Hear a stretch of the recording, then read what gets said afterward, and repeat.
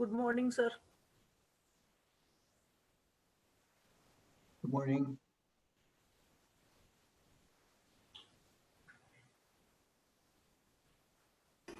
Good evening, ma'am. Good evening, Rudra. How are you? We'll attend last time. Ma'am, great. Let's wait for a couple of minutes. Other and can also join. You were saying something? Yeah, I'm just sorry I couldn't attend yesterday. Something came up and I wasn't able to come. But I can understand. No problem at all. we watched Moneyball. Oh wow! That was a good movie. Very interesting. Yes, I know. Let's discuss it together because this is really interesting phenomena in terms of how we use analysis day in day life, but we couldn't really relate it to it. So let's try to understand the importance of overall how the analysis affects in movies and our day to day life as well. Let's let everybody join and then let's discuss on that.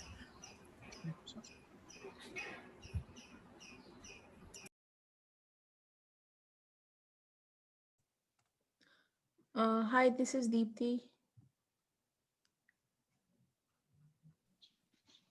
Hi, hello everyone. This is Pallavi. Hi, good evening, Pallavi. How are you? Good. How are you, sir? Great. Good evening, Diptiji. How are you? Good evening, sir. I'm good. How are you? Great. I'm great. How's cold there? It's so cold. I know. We have snow everywhere. I know. You in Michigan, I believe, right? No, I'm in Pittsburgh. Okay. No. Yeah. I was in Kalamazoo for one winter. Man, it's difficult. Believe me. Where Kalamazoo University. where you are? Kalamazoo. There's a university in Kalamazoo. I don't know. I think it's Michigan, Kalamazoo, if I'm not mistaken. I was lecturing on Hindu religion there for 2 or 3 days. So it was really great. Means they had a snow of around 3 to 4 feet. In St. Louis, we had hardly around a feet or feet and a half at the most. So we don't have so many challenges as we have in Kalamazoo and north side of the US. Yeah. North side is covered in snow. I know. Yes, I can understand. Even I can see the dangerous temperature range. Yes. Michigan and all those will get extreme. They'll have -40, -45. I know. When I was there, it was I think -32 something. Yes. I was just there for 3 days, and it was really challenging. Yes. Means That's extreme weather. yeah. Ours is -15, -20. And that is our Oh. right now it's our weather in Pittsburgh. Yeah. You can just watch from the window and be inside. That's all. Right. You have to stay inside. You are arrested because of corona or cold, whatever. Yeah. And they say cold is really detrimental to the corona also. Means they have increase in these type of Yes, patients. increases, yeah. Because corona is less effective in sunlight for hot weather. It's more Yeah, something strong like that. in cold weather, yeah. Mhm. Hi, Raviji. Hi, good evening, ma'am. How are you? Good, how are you? Great. For first few days, I had a confusion. Deepika and Dipti are same. Yeah, I know. I know. Either you are referring me as Deepthi or you are referring Deepika as Deepthi. I know, Yes, right? please pardon me for that. No, In that's the fine. flow, I Don't worry. I'm fine. Yeah, we are fine. Yeah, we are okay. Thank you. It's just a confusing name in Indian. We have a lot similar. Yes. Yeah.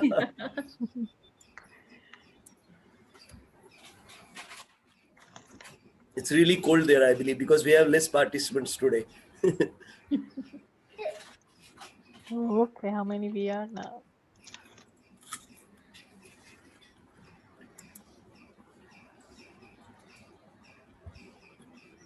Good evening, Swati ma'am. How are you?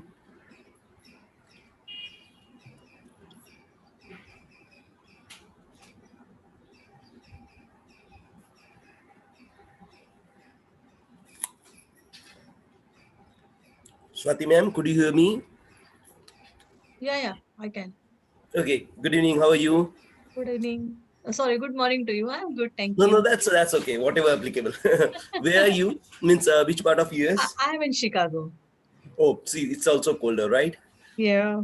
I was in St. Louis, so I can understand. Yeah, it's cold. Yeah.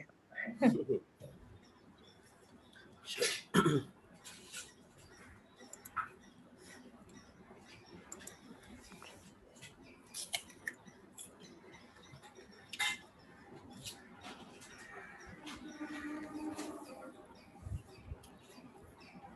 Good evening, Lina ma'am. How are you?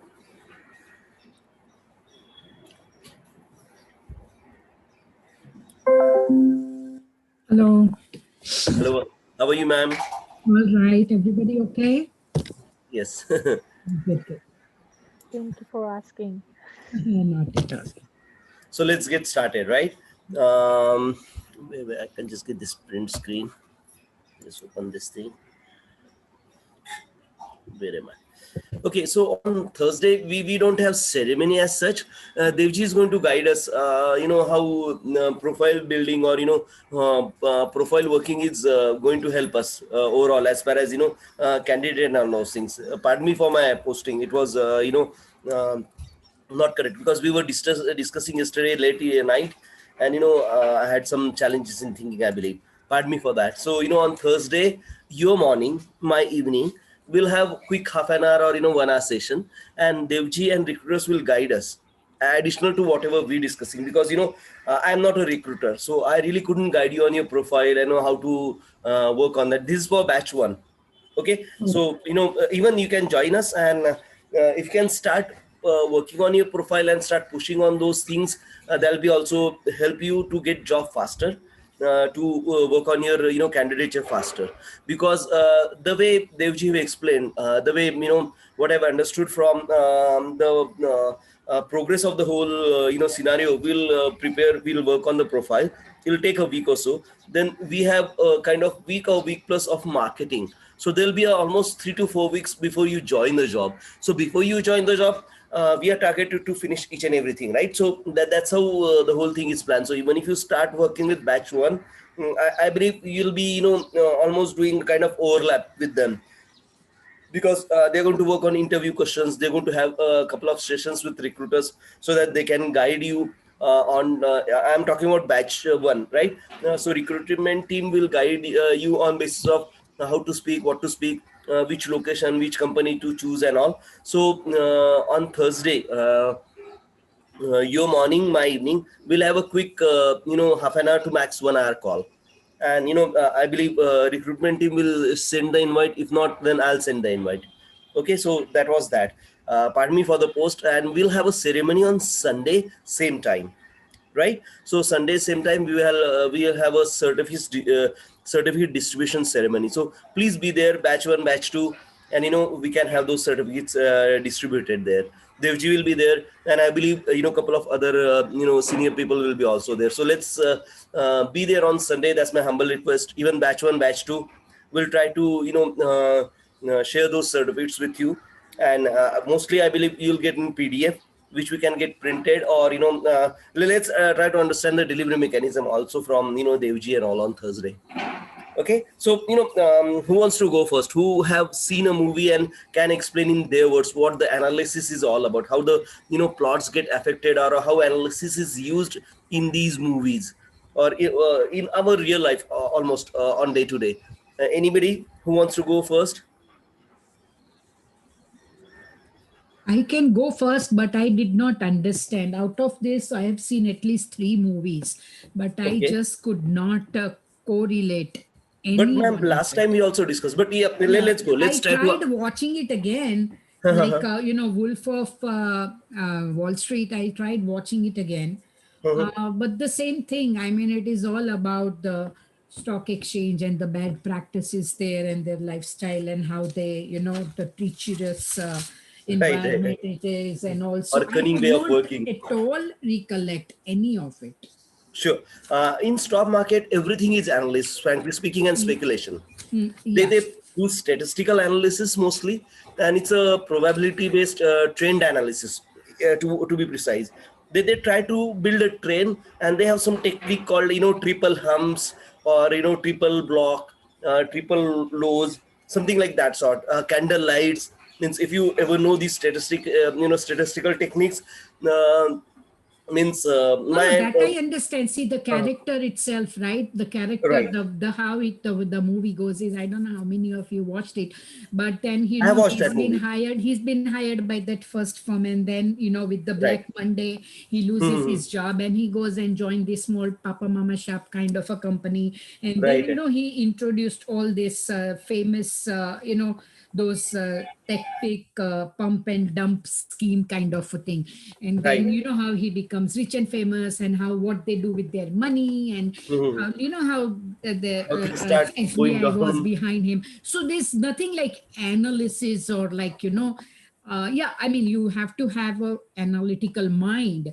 The same thing with the other movie, Goodwill Hunting. It is like a baseball. I mean, the team and the submetrics that they apply and all those. But I'm sorry, but I still could not see anything. No problem. I'm there, ma'am. See, look at it. The whole movie might not be about analytics, but if you think about, let's say, even stock market, those guys do a kind of trend analysis. And what we are trying to learn here is how analysis we do by default, but we don't call it analysis. This is what we used to, same used to happen with the project management team as well. The project manager used to do analysis on his own. He's not really good in that. He don't have specific tools for those things, right? So he used to struggle in these analysis. He couldn't plot the trend. Now even share market have really great number of tools. Means if you go, they can predict. They say they can predict, share market fluctuations. Yeah. But these are analytical methods, frankly speaking. These are what you call statistical analysis. If you want to pinpoint that I would think about it at the other movie, the Goodwill Hunting. That Right. is a story about this player. Perfect, yes. And this team, Oakland team, and then he has a limited budget, and then they want to build a team, and he Right. picks up the people who are actually underrated but talented people, and how he actually strategically applies the approach, and how his teams and the methodology he used to train these people and all. So that I would say a little bit, now that I can analyze more, I can connect like more of strategy, but Perfect. not Yeah. others. Yeah. No, there'll be less and more, I can understand. And the way we understand as a human being, our alignment or our thought process is mostly situational driven also. So in some situations, we do the analysis very quickly, even, with a blink of eye. And in some processes, we might take some, help of a tool, or we might go a bit slower. So analysis does happen, it's in our blood. And if I may say so, Indians are the best statistician around the Yes. globe. Yes. We have on and bottom with probabilities, because we have so many resources available. We have so many relatives. We have so many, even what I can say, political challenges within our family, if I may say so. Don't take it as bad. Take it as an good learning environment, frankly speaking. Means the way I grew up, we have a joint family. So grandfather, grandmother, then the other side, grandfather, grandmother, they also have a big family. And so we used to stay together very near.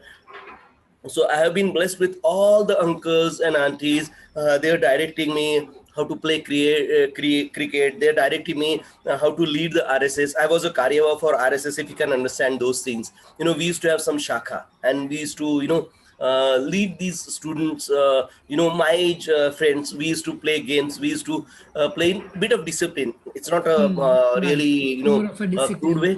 Yes, if More you of a have seen the structured, yeah. RSS shakha. So I was a Karyava for 4 years. Wow. And this is really what you can say, you learn, you basically bathe in those cultures. So statistic analysis come to us within our blood, because of all those politics, or all those everybody analyzing you, how you perform, even me analyzing myself, how this will affect. How this will affect if I play this, or if I talk like this, if I walk like this. These are kind of I think extra burden which we carry as an Indian. That's a bad part, frankly Right, speaking, of right, our right. psychology. We think too much about surroundings. मैं कैसा दिखूंगा ये अपना primary defect I'll say. Means if you've been in US for so many years, you can spell it out much more. Right. But the way I feel in US, nobody cares who others think of me. Right. Not as an black and white, but more grayer sense. They do beautify, they do add makeups or something. I met Bill Gates couple of times. The way that guy present himself, not iron shirt, a normally half sleeve. He's really thin. Height is hardly, I think, 5'4", 5'6". When you shake hand with him, you don't feel like this is the guy who's. And at that time, I believe he was going to be the richest. First time I met him in '98. He came to India for NASCOM meet, and as I'm founder member, I met him. But the way we shake hand, you don't feel like it.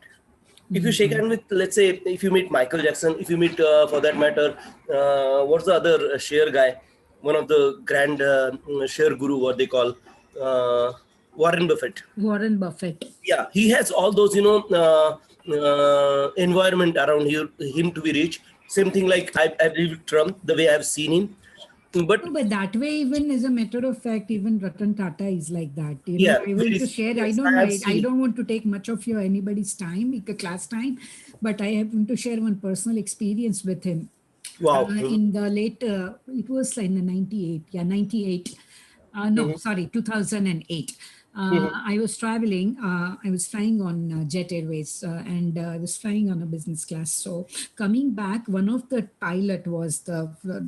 captain was my friend. So he said, "Come early. We'll have dinner together, and then I'm flying the same aircraft." I said, "Okay." And he texted me and he said, "Sorry, it won't be possible because Mr. Tata is flying on the same flight you're flying." And I was very excited. I said, "Oh my God, he's my idol. And can you please make sure that I want to see him for a few minutes, just few minutes." Then he said, "Okay, I'll try, but I don't promise, but I'll try." So what happens is on the flight, he sent him a little note saying that, I have my very close friend and she would like to meet with you and all. So he said, "Okay, no worry. Let me settle down." And after 15, 20 minutes, I get a small message on the yellow sticky that, you prefer tea or coffee. So I said, "Coffee." Then, guess what? He walks in with two mugs, one coffee, one for him, one for me, sitting next to me. And I still getting goosebumps. And Right, I can understand. 10 minutes he had given me, but then 10 minutes went to 20 minutes. And finally, I said, I also hold some stocks. So he said, "Then you're not my fan, you're my partner." And I don't believe that he walked in from the first class to my business class and he spent almost 25 minutes with me. And it's just unimaginable that somebody like that caliber, you're sitting next to it. So it's not just Bill Gates, but it's a human being. But I know. yeah, what you said is true that, but India is more of a, this log kya kahenge kind of a thing. Right. That's great. And when I was in WashU, there was a debate with Bill Gates talking with his, I don't know who was his counterpart at that time. Bill Gates won in that election. So we had one presidential debate, right? Even if they have all those, security and whatever, and they suit and boot themselves, but these guys are really humble. Means they present themselves as a human being. Means that's the best part of it. In India, if you go to even typical, first time MLA or MP, he behaves like he is the king of the world. Means that's really bad. Means I really feel bad about that. The way means these are the king of the world. If you see US president, he has power. So many. Sorry, we shouldn't go there. But it's it's a cultural difference. So at the end of the day, we brought up with such culture. We do it without even we knowing it. So those kind of scenario. So I believe we got an idea. It's not to try to analyze a free film in depth, but trying to relate how analysis does play a part in life in so many different colors and different angles. Even we don't know it, we are doing analysis. And sometimes you don't even realize that you're doing an analysis of something. Right. Even many of you might be analyzing the way I speak, the way I deliver my training, and this happens in the background because that's the way we got up. Right. That's the way every human brought up, rather than Indian or American or whatever it may be. Okay. Anybody else want to go? This is important because as a person, as a participant, we should take part actively so that we understand such scenario, right? We should relate our training, our actual day-to-day job into our life, or try to improve our life by itself. So this makes our life a more enrichment. You don't get bored, and you have at least something to do throughout 24/7. If you really look in that scenario, if you really keep thinking about analysis, keep thinking, how do I analyze things? This is a simple thing. So I don't know, means people say I'm really bored, I don't know, I don't have anything to do. I say, one, how could, means you have so many things to read, you have so many things to analyze, you have so many things to understand, even my back life, whatever I did right or wrong, try to analyze rather than putting blame or something. Just analyzing rather than going into the situation, or analyzing rather than judging something, is one of the most I believe important fact or important time pass we can have. And this really takes you to another level of thinking, saying, okay, so if I should have reacted this way, it could be a bit better. Let's not put blame, but let's try to analyze our history life, my way of reacting to the things, right? And as great guy says, your reaction does change situation every time. I mean, your show of anger, your show of reluctance, this basically disturbs the situation most of the time. If you try to be neutral, it might have been much lesser damage, or those kind of thought process which we can create. And this is what the maturity of thought process I see. Anybody can contradict with me, and we can discuss on that. But this is what the analysis is actual. That's what I'll say. Anybody else want to go ahead, or should we skip this thing? Please suggest. Yeah, I have not seen any of these movies.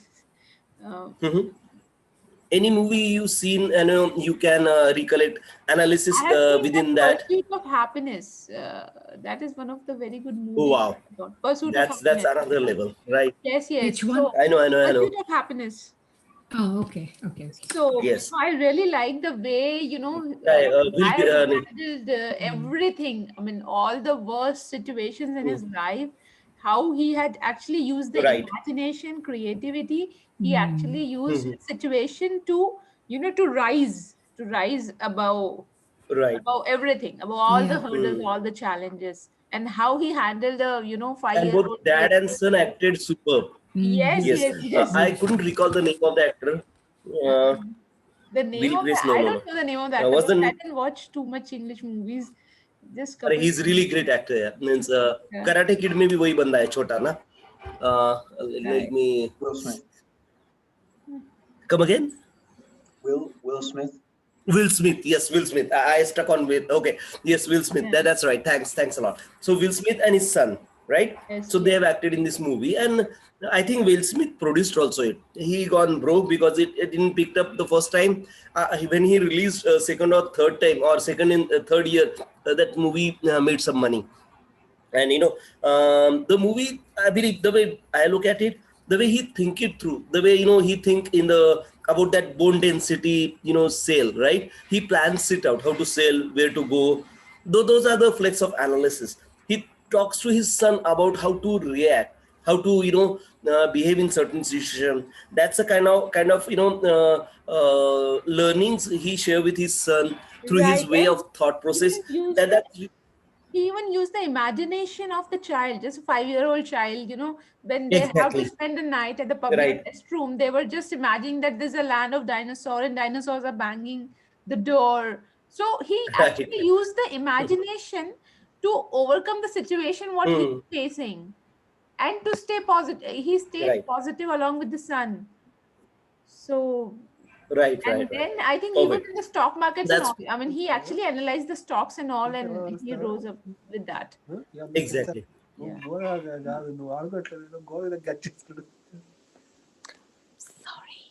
Yes. That's good, really. So let's move ahead then, because whenever you see movies, these movies or any other thing, try to think about analysis. Try to think about the way we think we put the things in a perspective. That's what the analysis is all about. So we are trying to create requirements from anybody else's vision. So we need to understand the background of the person as well. This is what overall the analysis is all about. It's not just whatever you see on the paper, but the overall efforts, the thought process gone behind converting the vision shared by the client with you, trying to include his vision and background in the requirement. That's what we need. That's what the analysis at works actually, right? So even if the SRS could be 15 or 20 pages, the thought process can really take overall to another level in terms of how it evolved to requirements, how it evolved to functionality, right? This is the process we are trying to understand in depth. We're trying to personalize it to a level where, as a person, how I can add value, as a person, how I can stop having any creep or any leakages in his vision to getting converted to the requirements or analysis. Okay, does that make sense? Yes, sir. Yes. So that's what we are trying to do, and this is how we're going to get progress slowly, steadily, and we're going to start learning how we can stop such leakages, how we can basically make ourselves in line with whatever analysis we do. We'll include that in our document. We'll present it this way or the other, right? So let's start analyzing the analysis process overall, and how do we report it? Because the documentation is actually reporting, right? So let's try to think about analytical reporting. Does anybody want to say anything before we go ahead? Anybody thought of, and because I know if I start talking, then you don't get it The right. thing I can think about it is like a BA business analyst is like a CID. It's like solving, first analyzing and then solving the problem, or Right. so Very I would correct, say it's Siddharth. another like side of it. You have a case, you first try and find out what happened, how it happened, recommend Right. it, and then solutions. So, Very rightly said. Yeah. It's like getting requirement from a kid and trying to put it in a big man's words, and this is what actually it is. Means whenever you talk to the CIO cities of the world, they are normally in their world. Means if you really try to understand vision from a visionary, it's like a kid explaining to you, right? The way they discuss with you most of the time, if you ever experience this thing. And you could share such all what you can say your experiences as well, even on job, and we can make better out of it. But just to understand right now, the way these delegates work, they try to explain you, but they'll have so little time, they couldn't give you the complete background. So as an analyst, I need to understand the situation, the background, the pains what that person is facing, so that I can target my solutions to the pain rather than whatever he's trying to convey me in the world. And this also happens. This makes the analyst successful, because the background is also quite critical than just the words. This also happens quite a few times. And as the complexity increases, the background becomes more prominent than the words. So whatever the person says, let's try to understand from those challenges in attendance management system at State Farm. That guy can just email the sales manager saying, okay, we had certain problem in attendance, could you help us out? This can be just a single line email or WhatsApp came to a sales manager, and then he digs in through. He takes me to the sales State Farm office and try to analyze what's happening there. What are the problem this guy is facing? And then from observation, from some brainstorming, sales manager and me as an analyst, we try to come up with a solution, like what State Farm needs as an better and attendance solutions, right? This is also happens most of the time. So the solution can be really complex, and we need to understand by our observation, we need to understand by discussing or brainstorming, we have to understand by interviewing, we have to understand by observing, means going there personally and observing. Now due to Corona, the going there part is basically almost to zero. But overall, trying to understand the background is an evolving art also. So as in persons, whenever we do Zoom call, we have to understand the background also, right? We have to understand the other person sitting, if it's evening, if it's a late night, do they have dinner, do I still they are waiting for to have a dinner, or so on and so forth. So we need to understand or imagine the different backgrounds and try to improve our requirement gathering, try to improve our collection of these facts, and try to build better requirements list, try to collect all the requirements whatever he or she, even if he or she is not saying it verbally. That's the art, that's the level which we want to reach. That's a level where my analysis can go work at its speaks. Does that make sense? Yes. Now we'll try to understand how we do it scientifically. That's the art part of it, and that art stays there. But now let's try to understand how analysis have improved throughout the years, what type of tools we have to support us to do this, what type of different ways we can achieve this, right? Let's try to have a look at these tools one by one. We'll also understand which tools, why not, the philosophy of it, right? So let's dig deep into it. Let's try to understand analytical reporting. Now what we do analysis, we collect requirement, and we report in SRS. SRS is owned by business analyst. He writes that document, he writes that book, or whatever you want to call it. Even if it's like 15 pages or 20 pages or 60 pages, it requires a thorough thinking. It requires a thorough analysis before putting down anything as a requirement, or rather how to put that requirement, in what sequence, what priority, how can we make it more impact, how can we bring more collection of functionality, how can I solve his all problem. Even if he's saying of attendance management, there could be a problem of leave reporting, there could be a problem of library management, there could be problem of what you can say parking challenge also. So these all challenges are not are interlinked. As an employee serving to the employer serving for an employee, or making life better for every employee, that's the crux we are talking about. That's the basic challenge we are trying to address, right? So we need to go to a level, we need to go to a step deep and try to understand how we should report it. So we are trying to solve this problem from a stakeholder or product owner's perspective, but we shouldn't miss the background of it. We shouldn't miss the employee doing attendance, right? We have to observe that process. We need to solve their problem on the ground. Okay, so I'm just trying to make you understand the background is also prominent thing. The said requirement, the voice recording also important thing. So me as a person, me as an artist, we need to paint this picture, right? This is an artistic thing of building requirement list. There's no scientific way of it, but still we have certain tools from which we'll try to understand how we can convert each and every such said word or unsaid word, or certain background information can guide us to certain requirement as well, right? And that's how we build our requirement. So let's try to understand the analytical part of the requirement topic, right? So analytical reporting is a type of business reporting that offers information, data analysis, and recommendation, right? So what we are trying to do, we are trying to build recommendation. I'm trying to assume certain thing on the basis of discussion, on the basis of observation, right? These recommendations are type of informational reporting, or what you can say analytical reporting, to use better decision based on facts, based on data.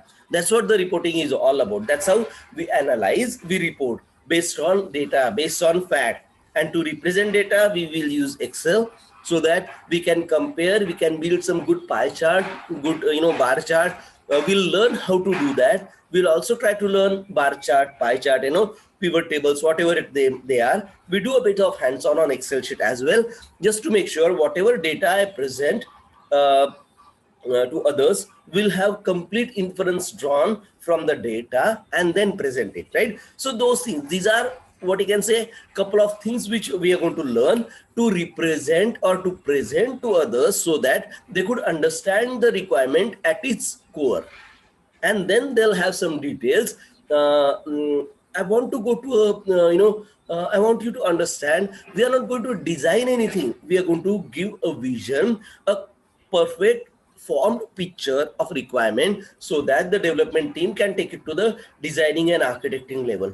But the basic structure that I'm going to create for them, at least basic, I'll not say design, but basic high level diagram or high level view. That's what we call it, right? So basic high level view, which I will conceive, which I will build from this list of requirement, from the HLD, from the use case diagram, from the Excel sheet, which will support whatever options I'm going to take. And this will represent those options are correct in a scenario. There could be some scenario, I might be mistaken. It happens. There's nothing right and wrong, right? This is an art. So art, we are trying to use tools. So best part of our analyst's job is nobody can say you are wrong, because whatever we are doing is totally out of thought process. We're trying to build requirement. We're trying to create a solution from a discussion. So try to understand, the fluidity, try to understand the immense mind power you're going to need.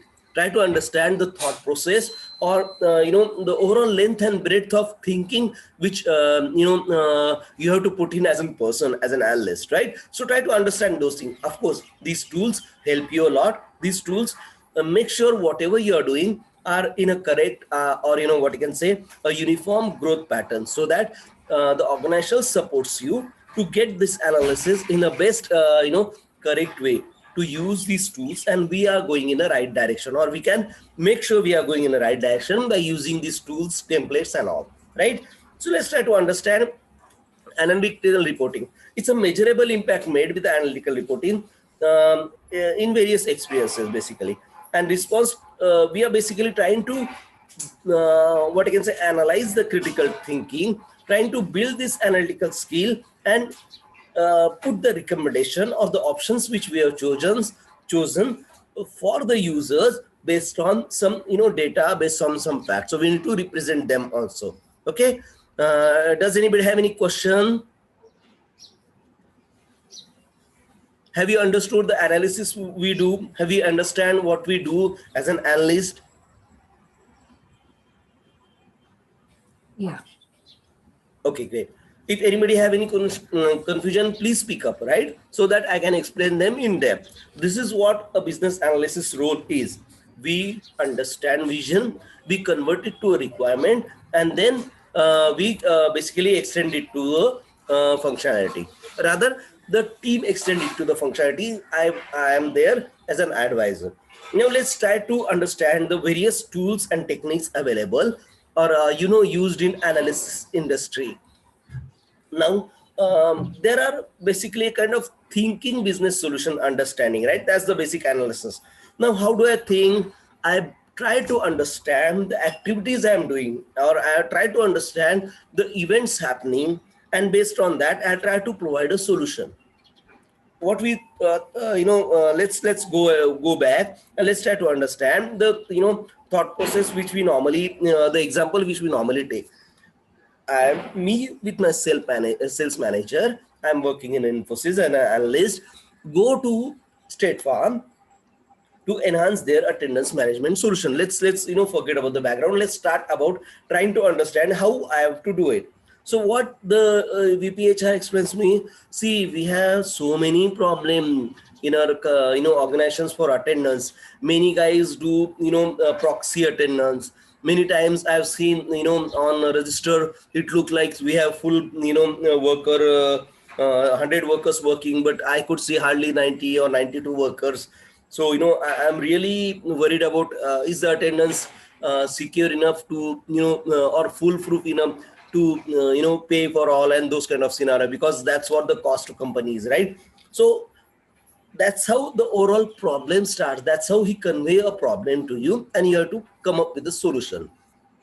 Now, as an analyst, what I do, I'll try to analyze the flow the problem is happening. I'll try to understand overall how the work gets done as far as attendance goes. So what I'll do, I'll sit there near the door where these guys sign their, ledgers. It's called signing attendance ledger, right? So how they are doing in State Farm, there are employee walking in a queue at, whenever their shift time starts, there's a supervisor who's checking their photo identity, saying, okay, this is Ravindra Pandey. So please sign, in front of the name of Ravindra Pandey. He signs it in front of Ravindra Pandey, and then his attendance is taken, and then there's a time measure, or there's something called if you've seen the punch card. Punch card system was in existence for long, and in US in some lower establishment is still followed. What it does, you normally pick up your punch card, means Ravindra Pandey will pick up his name's punch card, punch in the system and put it back. What it does, the attendance system punches a particular time on the sheet so that attendance got notified. So we take it as a Ravindra Pandey started working as on this minutes and seconds, our minutes and seconds, right? Now, that punch card can be punched by anybody else as well. If somebody is not looking, Tom can punch for Ravindra. And this happens. This used to happen. How to prevent that? So I need to understand how the attendance is taken, what are the flow of events, what are the activity these guys are doing, and then try to build certain functionality or requirement out of it so that the solution can be given to the problem, right? So how do I do it? In a normal scenario, as well as overall, how the analysis tools or techniques have been matured, we have something called flow chart. We're going to learn this flow chart, how flow of event happens. That's the flow chart. Then we gone a step further and we had some scientific symbols attached to this. And this is where the UML, the Unified Modeling Language, start. Activity diagram is a part of diagrams of unified modeling languages, and we have certain set of standards, tools and technique to build this activity diagram. So flowchart was a very generic thing. Many cultures have many different symbols and they used to do those things. So flowchart were not conveyed correctly across cultures or across different teams. So we have something uniform. We build something uniformity in the flowchart, and we try to put down it as an activity diagram. So activity diagram is a kind of flowchart which are bit disciplined, which have standard symbols to represent each and every activity. We'll see how, why, and how we can understand these activity in depth, and how we can represent them, what is start, what is decision, and so on and so forth. And then going a step further, each and every functionality, each and every requirement, I can explain in something called use case diagram. Use case is basically a functionality. The diagram includes overall environmental factors like who is doing, what is doing, what are the scenario he or she is doing those things, those kind of things.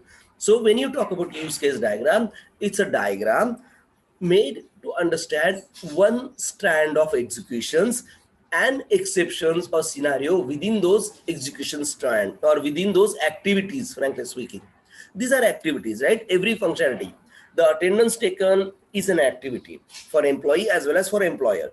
Employers get the correct date and time when, from what the employee is working, what are the, this is what we call shift, right? So to track these shift timings, I do something like attendance. Now I want to improve those attendance processes. How do I do? So, we normally forego the manual intervention because there are too many errors. The supervisor can be talking on a phone. Supervisor can go to, loose or latrines. Supervisor can be, discussing some very trivial matter with his, other security guard. These things happens. To stop all such, leakages, I want to automate it and I want to uniform it throughout all state farm offices on the earth.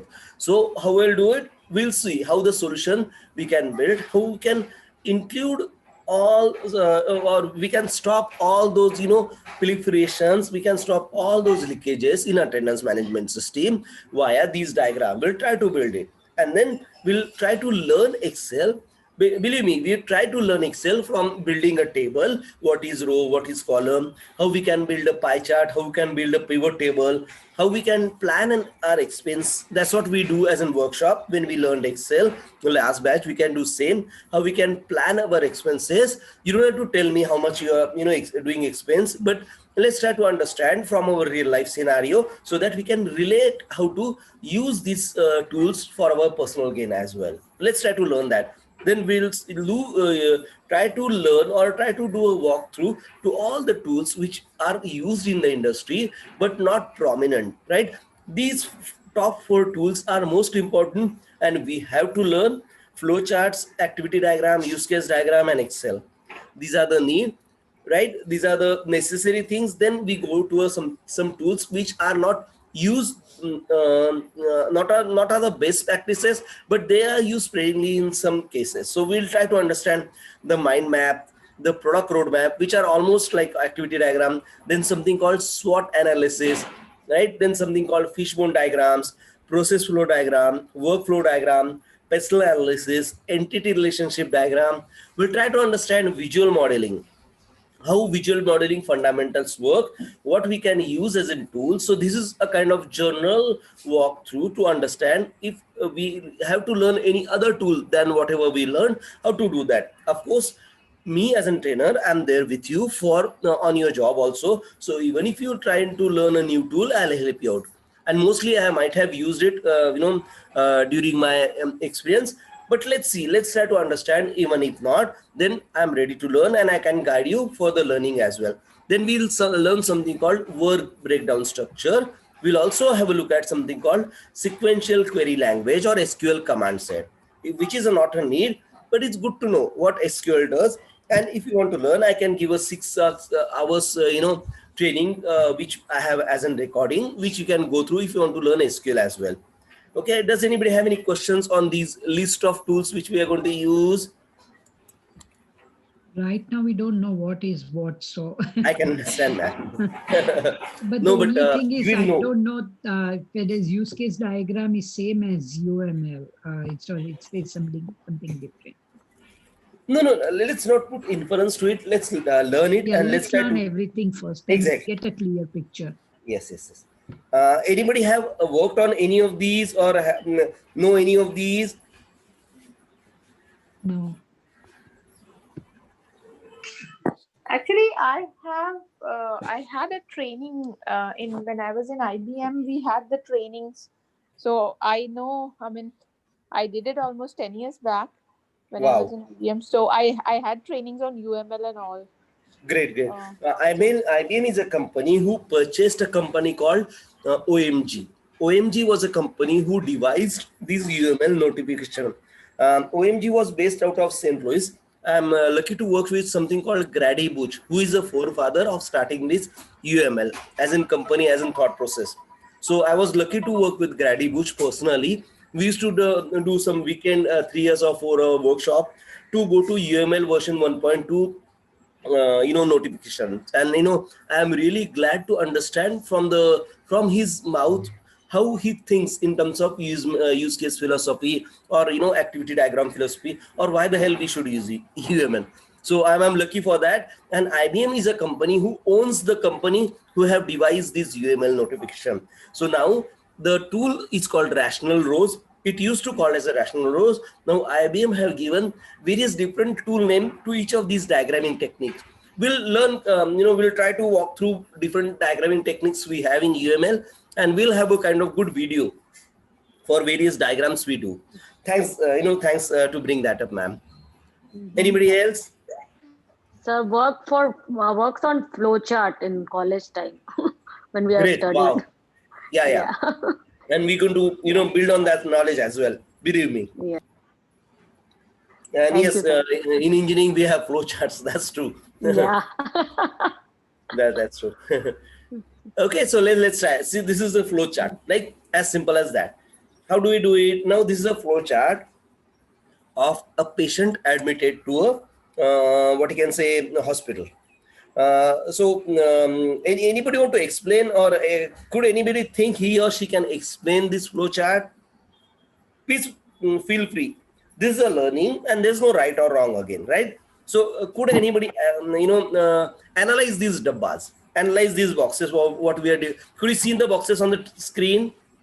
I can do Yes, that. sir. Yes. Yes, I can. I done on. Sorry, someone was going. Carry on. No, I no, disturbed. please go ahead. So, yesterday I presented my SRS document, the use case diagram, the same pattern like about the healthcare management system. Right. So yeah, it is the same. I think it's almost same.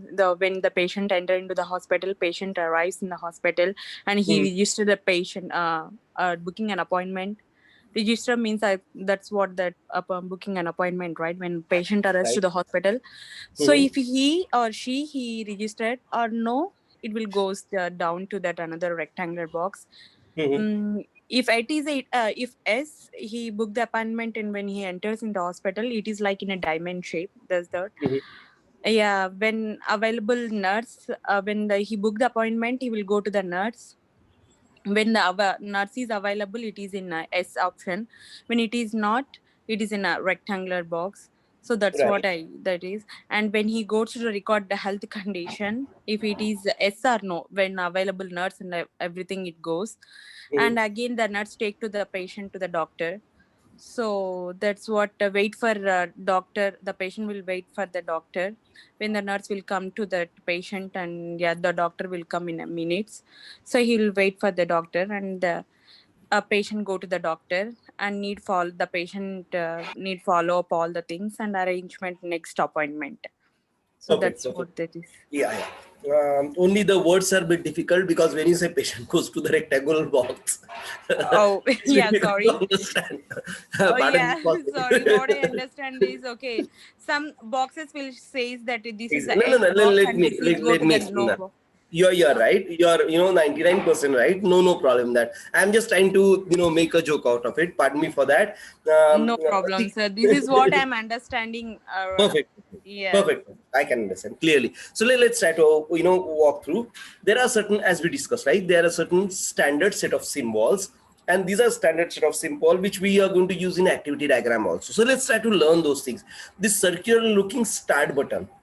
Okay, this is a symbol for starting anything. So what we try to do, we try to explain events. We try to explain certain flow of events in these charts, and there are certain standard notations. The oval shaped symbols are normally used for start, stop, and these type of terminal activities. Okay, and then we have something called rectangular box. These explains the processes. So patient arrives, so patient enters via door of a hospital, something like that. So this is an activity done by the patient. Then patient goes to the receptions and he get registered himself, right? If he registered earlier, then the nurse will take him or the system will direct him to a nurse, right? Or if he doesn't, he will register himself with the reception desk, right? So that's also kind of now these diamond shaped box, they are kind of decision making activity. So there could be some options or there could be some alternatives which we basically try to depict in this flow. So there could be an optional flow which we have to put a diamond and put as an optional flow or state as an normal flow of events. So normally if the patient is registered, he'll go to the available nurse, and if nurse is not available, he'll wait in the waiting area. He'll wait on the cushions, sofas and all, whatever there, and then whenever the nurse available, the nurse will check his current health condition, and he or she will record on a piece of paper or in a system, depends on how the hospital is digitized, on the level of automation in that hospital. Nowadays they have record robots for admitting a patients in quite a few Tokyo hospitals. There are a few hospitals in Delhi. There are quite a few hospitals in New York, which are basically they are admitting the patients via robots. So robots ask particular questions. They try to discuss particular symptoms, and then the patient is get admitted. This is how it happens. So this is how we automated the whole process of admitting a patient. How we did it? we analyzed the process, and then we took certain things, certain repetitive measures, certain repetitive such boxes, and made them automated via certain different tools and techniques available as per the modern science, right? Then after recording his health condition, the nurse will try to analyze the box is missing here to select a doctor, because depends on your throat, depends on your challenges with particular body parts. There are some specialist doctors, right? Then that specialist doctor, it get assigned to you depending on your health condition. So this is how it happens. So it'll check for the doctor's availability. You might have to wait another minutes or another hours, and then the doctor will see you, and doctor will assign some medicines to the patient. Then that patient doctors get allocated together for certain course of a meditations which will be follow. It can be 2 days, 3 days, it can be 2 weeks, it can be months altogether. Okay, then there is a follow-ups which are also scheduled. If follow-up is a need, then he or she can go to the nurse and take another follow-up appointment, or if not, then goodbye, thank you, pay whatever dues are there, that's all. So this is a flow of event. Could we understand the flow of events? Anybody have any confusion? No, this is pretty clear. Okay, so now Preet, write down a homework for you. Try to create a flow chart of tea making or coffee making. I believe everybody does make tea in the morning. Yeah. And I hope you're not that sleepy, not to understand what you're analyzing, what the events are taking place. So please write it down. Do it on a pen and paper. Simple. I don't want you to use tool, because we are trying to learn the philosophy in a whole, right? So let's try to jot down a flow chart of making tea or coffee, whatever do early in the morning. And let's try to explain those things or discuss those things in our next class.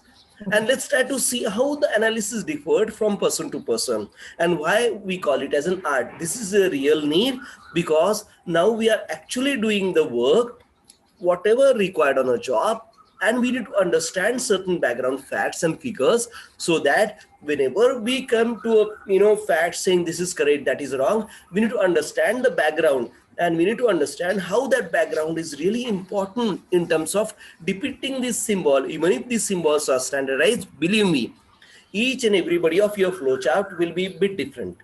I'll not say totally different, but yeah, there could be a possibility that it could be totally different from what you expected. But yes, let's try to understand the artistic part of it, the representation part of it. So have you noted this down somewhere? Yes. Okay, I believe everybody, means all 8 of us or 10 round. Wow. Okay, so 10 of us going to present their flowchart. It will hardly take a minute or so, and then try to build such flowchart for a tea. Madhuri ma'am, could you explain in your word how the events are sequenced in making a tea? Madhuri ma'am, could you hear me? Yes. Could you please explain what are the steps we normally take in making a tea? I want to understand the art of making a tea. That's not a family secret, right? No. Please go ahead. Go from scratch. You take a pot, Mm-hmm. and then put how many cups of water you how many cups of tea you want. Mm-hmm. The cups of water, Mm-hmm. and then sugar, tea powder. Mm-hmm. Turn on the gas. Sorry, Right. I'm going in details. And No, ma'am, this is what the learning is all about. The sequence, and how do I decide depends on sequence change. Even if you forgot to turn the gas, you'll turn it on at some point, right? yes, So I need to analyze the situation even whenever I'm making tea. That's also a learning. So please go ahead. You are doing great. Please go ahead. and after boiling the tea, you pour the milk Uh-huh. and pour into the cups Mm-hmm. and maybe distribute it. Sure. I don't know. Normally we have adrak, gingers in the during these cold days, but I can understand, no problem. Yes. So you did it extremely well, and I believe every of us can understand, right, the events. Now only the thing is we need to jot it down somewhere. Take a picture with your camera and you can WhatsApp me and I can show it on, or you can, present by yourself. Either way, I'm fine. And either way, we're going to discuss each and every flow chart for a minute or so.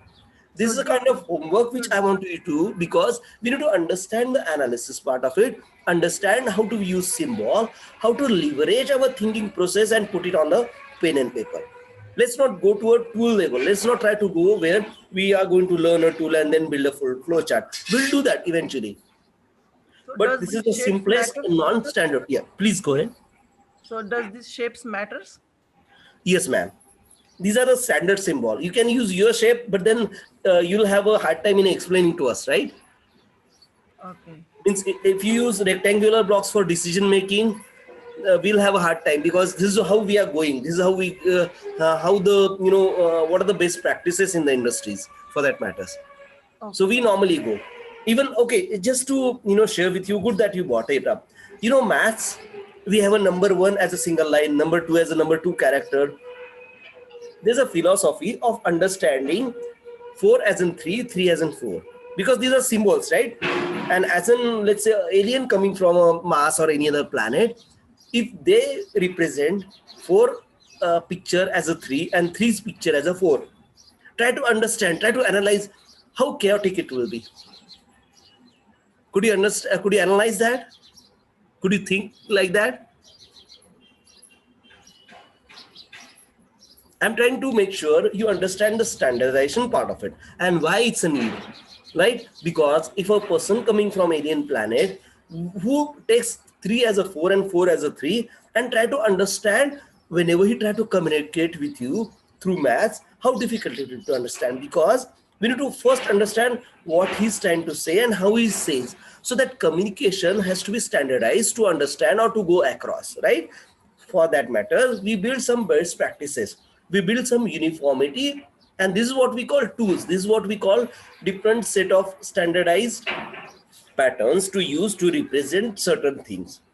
So all the maths get crippled down if you just replace one figure with others. These are figures, right? 1, 2, 3, 4, 5, 6, 7, 8, 9. All these are figures. Even the 0, which is given by an Indian, the 0 is also a figure. So, or a picture, right? So if you just skip one picture with another, look at the devastation which can make the whole thinking or reading process, right? So that's why uniformity is a need. The best practices understanding is a need. And as we are basically portraying somebody's thoughts to a document, these needs become more prominent, because and to understand how he or she communicates in a standard way. And these are all about linguistics, right? These words can be in, Marathi, can be in Hindi, can be in Sanskrit. So depends on how I learn to standardize this communication method, I can work really effectively. Does that make sense, Madhuri ma'am? Yes. Madhuri ma'am? Yes, Yes. sir.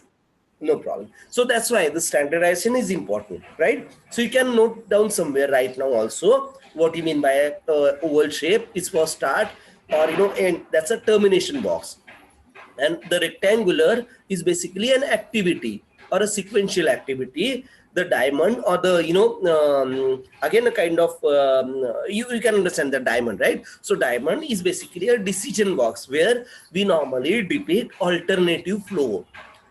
Okay, let's try to build a flow chart, and let's try to explain it in our next class so that we can understand how you cook tea or coffee. Okay, that's your choice. If you like coffee, if you like tea, depends on whatever you like. Try to create a flow chart. Does anybody have any problem with that?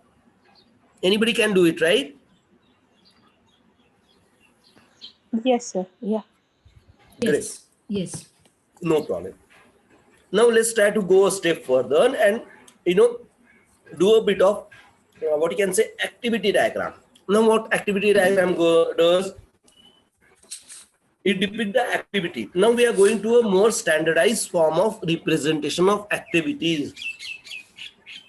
And this is, as I said, it's a UML diagram. UML is Unified Modeling Language. So what we are doing, we are trying to model something with a unified or standardized format. And yes, it's a language, because language is there for communication. So these diagram is used for communication, for conveying a thought process to other person.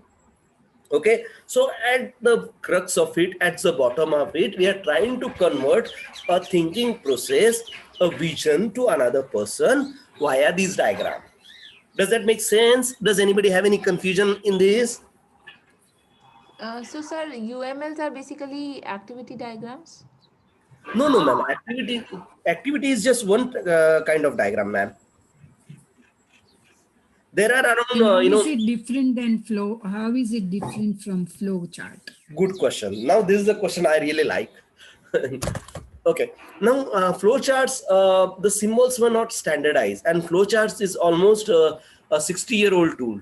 Activity diagram is almost a 15-year-old tool. Oh, but And didn't you by say that the time, symbols are like like rectangle is an activity, then diamond is a decision-making activity, then it is right, symbolized, right? Those right, charts are also symbolized. right.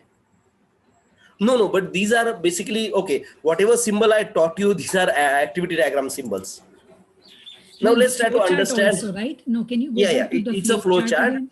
But I know if you have done engineering in good old days, there are various differences in terms of using this diamond on place of rectangular also. You engineering college professor might have replaced this symbol with one another. That could have happened because my professor, I was a Chinese professor in Nagpur, or rather Nepali professor to be precise. And he used to use those diamond chart as in process and rectangular charts as a decision box. Believe me, I still can remember. And that's how we drawn flowchart in those good old days. This was in 92, 93. So you could understand, and that's why whenever I started learning activity diagrams, I had a bit of, challenge of representing on, kind of recalibrating my thought process in these rectangular boxes. And that's why activity diagram makes much more sense because we have some additions here. We will learn step by step of how it differs from a flow chart. And activity diagram has so many tools attached to it rather than flow chart. And these symbols are standardized. After 2000, 2004, we have UML 1.2 and all these diagrams are standardized with the, symbols. So we have a uniformity in communication nowadays. And we will come to that. So, about, overall differences between flowchart and activity diagram, just, hold on for a couple of minutes and you'll understand that. Okay. Anybody else have any question? No, sir, just the heading says activity diagram UML. So, Okay. So it should be UML activity diagram or UML is not required. But I want to stress on the, like we have started learning UML now. Because in interview, somebody might ask you, like, what is flowchart? Is flowchart is a UML diagram? So no, flowcharting is not a UML diagram. Activity diagramming is a UML diagram. So activity diagram is one of the UML diagrams, is it? Flowcharting is not a UML diagram. Activity diagram is one type of UML diagram. That's right. Okay. Any other question for me at this moment? Okay, let's try to understand what is an activity diagram. Activity diagram is basically draws the activity flow of a system, activity flow of a execution, right? Describe the sequence of one activity another. So it's a sequential depiction of activities. Okay, we did same in flowchart, so you might find it difficult to differentiate, but we'll try, we'll understand it at the end of this discussions, how activity diagram and flowchart are different. But activity diagrams are basically based on flowcharts. So it's basically made to understand the flow of activity and is mainly used by the business user or the analyst so that they can depict these activities one after another, which is in a sequential format. So let's try to understand how we will draw a diagram of receiving an order from a customer. After receiving an order, how to get him received, how to confirm the order, and how to dispatch order. This is a standard activity, right? So if you go to, let's say, a Nook shop, means a shop at the corner, say daily needs, and I want to buy some milk. right? So I took some cash with me, or I can pay via Google Pay or PayPal or whatever. But I need to make some list of orders, or I need to basically dictate the order to him via my mouth, and he'll note down somewhere saying this guy needs a carton of milk. So he'll get a carton of milk from a fridge and put it on a table. You'll put it in a bag and you'll ask him how much I need to pay. So he'll say, okay, for a gallon you need to pay $7, $10, whatever it may be. So you give him the dollars, you take the milk carton and walk out from the milk department store. Now, if you go to Amazon, it happens a bit different. You have to search for a milk you want. You click order or buy, you pay, or you select option called cash on delivery, and then you just click there. You wait for a day or two, whatever, or ask how much time the Amazon will take to deliver milk at your doorstep. And if you selected pay by cash, you will pay then, or you can pay online with your connected banks and all those things. So these are the different type of alternative sequence of activity I do for a similar type of execution. Now to represent these activity, I use something called activity diagram, right? So let's try to understand how the activities are different, or how we can depict these activities in an activity diagram, right? So let's try to understand. Can everybody see the screen? Again, the symbols of start here is a solid circle, with a solid circle. Then they depict the overall, process in a kind of oval shape. But the oval shape is a bit different here. Now, this is a standardized format now, right? So oval shape rather than a rectangular. So we have removed the confusion of rectangular with the oval shape, right? Now, oval shapes are activity. And then we have the same diamond box for a condition checks, or for actually having something like difference of, the part deviation, right? And we normally depict this diamond for yes or no. If you have so many different paths, then I can still use the oval shape to depict those things, like the confirm the order type of things depicted here. Let's try to understand how this activity diagram have been drawn. So start of a process. Customer sends on order request. You can do it from phone. You can do it online as an Amazon, or you can go personally to the corner shop and order him for a milk. Order request, the system confirms the receipt of request. The clerk or the executive in a shop, or the owner in a shop say, okay, I'll get a milk, a carton of milk for you. Or the Amazon say, okay, you want to have a gallon of milk from this company, and this is so much price. So are you going to pay?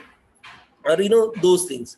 Now again, I'll check the condition of a milk carton. Is it towed off? Is it expired or not? If it's yes, then I'll confirm the order, and the clerk will dispatch the order whenever I've paid him, right?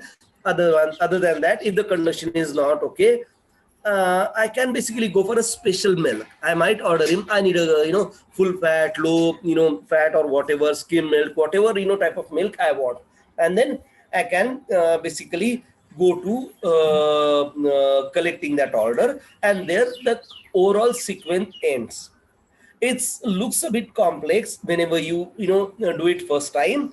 So let's not try to complicate the matter. Let's try to understand the flow chart as a basic. If you like that one, or if you like activity diagram, you can draw activity diagram for making a tea as well. Choice is yours, and whatever you do, I'm with you. Even you can depict the events in flow chart or in activity diagram. Only it depends on the organizational processes and of policies and processes, whatever they adopt to.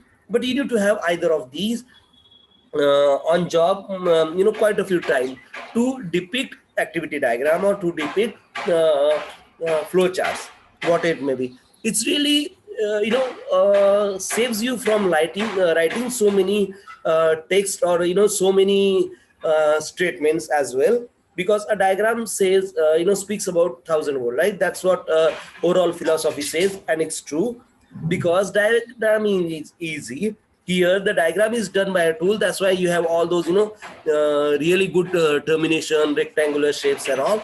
By hand, One can, have a bigger oval or small oval shape or a bigger diamond shape and include this yes and no in the diamond. So it depends on a person how he or she depicts the shape, right?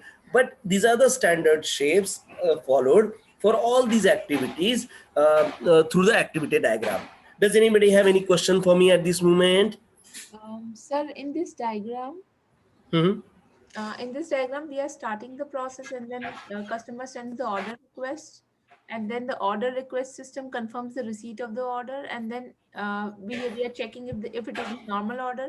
If it is Right, yes, then confirm the order and dispatch and close. And if right. it is not the normal order, we have to check whether the order is a special order.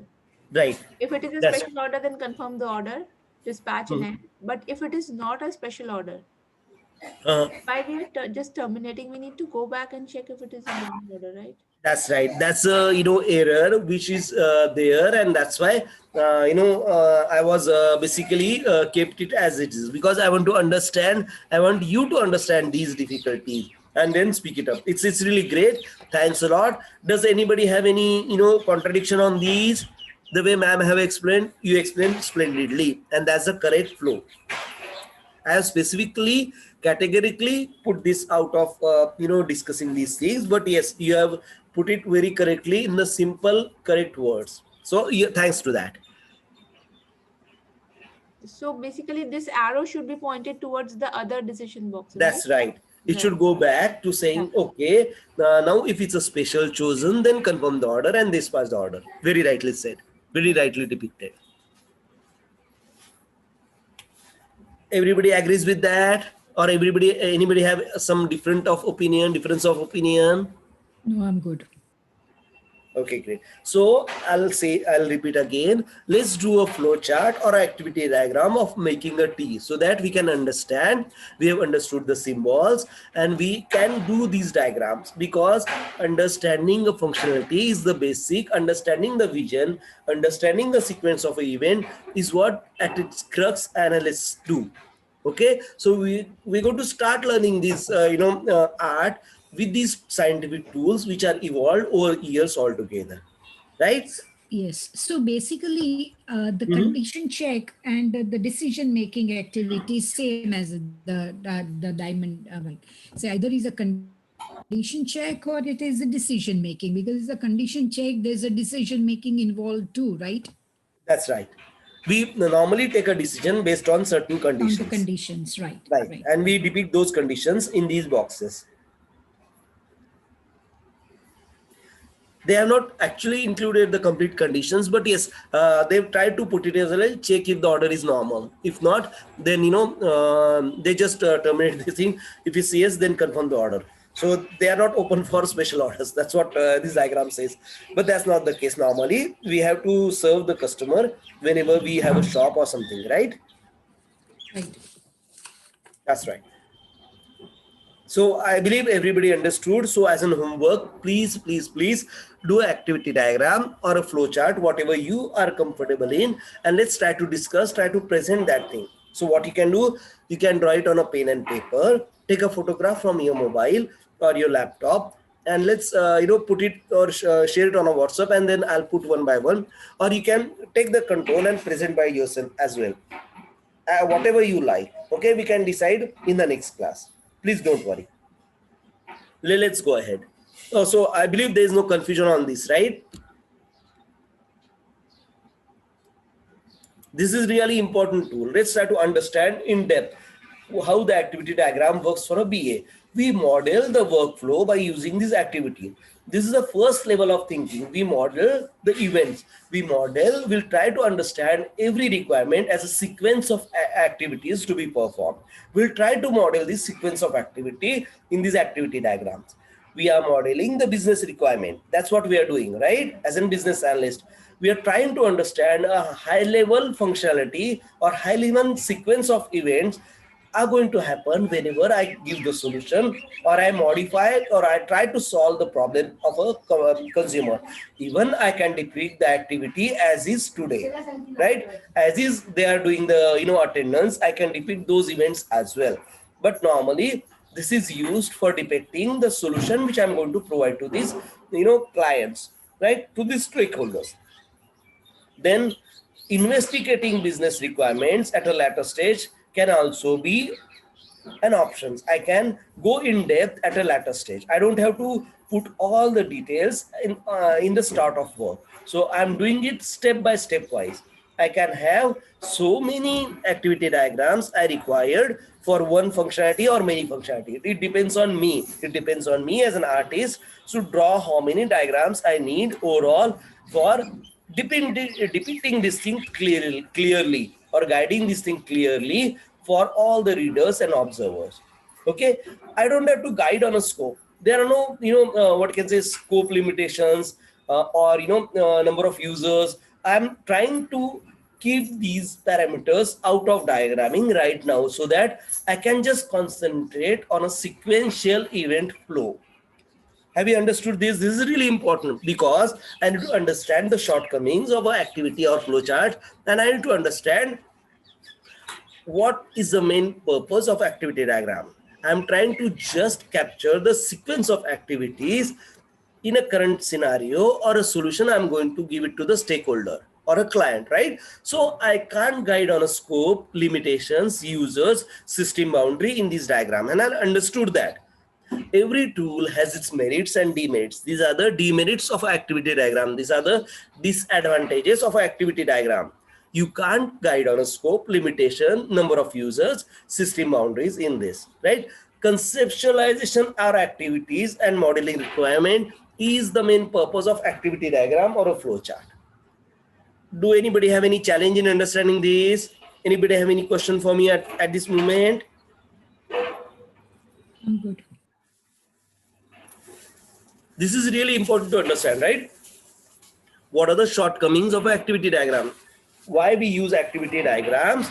And we have to be very clear. We are trying to portray sequential activities or trying to model the requirement in a step-by-step guide of an activities so that the other readers or the users can understand the sequence of activity or the flow of activity. That's all it depicts. That's all these activity diagrams are used for. Okay, does that make sense for you? Yes. Okay, great. I believe everybody is there with me and everybody is understanding this, right? Let's get a step ahead and let's try to understand. Oh man, okay, wow, that's good. Now after activity diagram, this is one of the most important diagram we are going to learn, and let's try to understand why we use something called use case diagram. Now, what is a use case? Let's try to understand. We talked about events, right? We talked about the things to be done. Things are, somebody is doing something, right? Now, let's try to depict who is doing what. Let's try to understand the system from an angle of a sequential, rather, let's try to understand the system in a depth from a sequence of event. We'll try to build the system. We'll try to understand the system from a point of view of who is doing what. Okay, so this is what we call use case diagram. Use case describes a sequence of action, very rightly said, performed by a system that provides a value to an actor. Right now, I'm trying to portray the system as an help to the actor or help to a person, help to a acting body, so that whatever he does to the system gets replied back. So when I order a milk, I'll get milk delivered to me, right? Something like that. So I'm going a step ahead in analyzing or in basically understanding the vision, understanding the analysis in depth with the actor, use case, and a system. There are three things which are important in use case diagram. There's an actor. You can see the human-like figure with face, hand and legs, customer time. These are the actors. Then we have certain arrow pointing out to a oval shape, activities, events, or functionalities, right? So these are customers search for items. So I'm searching for milk carton. I'm placing an order for a milk carton. the payment processor will is requesting to pay certain amount from to me. Then if I need a help, I can obtain a help from somebody called customer support. If you look at the other system, a time basically it's clicking out. It has a schedule which I am adhered to for submitting my tax returns, and the tax authority have implemented these rules and they will pass my return. Okay, so the actors can be system, the actors can be somebody like time, the actors can be somebody like a payment processor system by itself. Okay, and the actors can be something like tax authority or a government. Now all these rectangular box you can see are the system or the boundaries, what we call boundaries of a system or a scope of a system. Now we are trying to understand analysis in a depth. Now we are trying to understand even the system by itself, even the boundaries of a system. There are some certain things which are kept out of system, which are not included normally in the system. So how do we depict that? We depict that with this rectangular box. So here we are trying to have a sequence of actions performed by a system or an actor, so that we can also depict the responses here, right? So use case describe the system's behavior under various conditions as it responds to a request from one of the stakeholders, what we normally depict as an actor. There is one primary actor depicted on left hand side. There's a supporting actor which are normally depicted on left hand side, and the middle box is the system by itself. Okay, I'll repeat again. There's an actor which we normally called as a primary actor, which is depicted on left hand side of the box. There's another actor which we call as a system or a not that prominent actor, which is supporting the prime actor's actions, are depicted on the right hand side of the box. And then there's a box itself, which is a system which has all the functionality which we think are to be supported to the actor. Now this box is my system which I am going to create for the actor, for the prime actor called customer, for the prime actor called employee. The attendance management system I am going to create for an employee. So employee walks through the door, walks to the gate of a company, and then it sees an iris scanner. The employee put its eye to the iris scanner. The iris scanner scans the eye, compares it with the system, and tells if Ravindra Pandey is an employee, if he has his eye already recorded in the system, so that he can be allowed to enter in the office. If it's not, it'll deny the entry. If it's there, he'll say, okay, Ravindra Pandey, go ahead. You can enter this gate, or he or she, the system will open the gate for him or her. Okay, does that make sense? Are we getting to understand use case diagram? Any confusion at this moment? Sir, can you please explain that state form example again with the use case diagram? Come again, please. I couldn't hear you clearly, ma'am. Can you please explain that state form example again with the use? Sure, no problem, ma'am. In state form, what we try to do, we try to basically enhance the attendance management system. Now the user of attendance management systems are the state farm employees, right? So if Ravindra is working in a state farm, he enters in the main gate where the security stands. He parks his car and then he walks to the office door. Now in the office door, in good old days, there used to be a security guard with a attendance register or a guest register. So if the Ravindra Pandey, is not an employee, the security guard goes to the register and try to search. If Ravindra Pandey is not there, he will ask him to sign in the guest register.